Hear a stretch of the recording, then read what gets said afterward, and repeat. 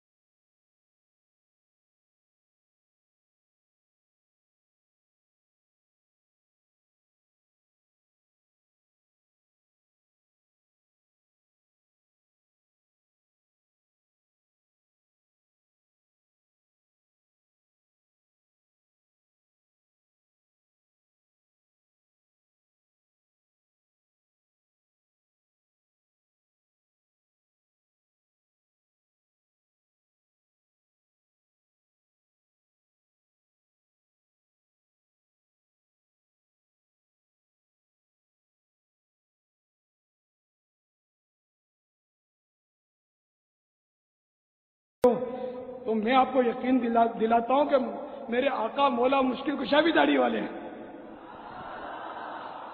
अगर दाढ़ी वाले को मौलाना बोल कुशा को भी मौला बोल दो,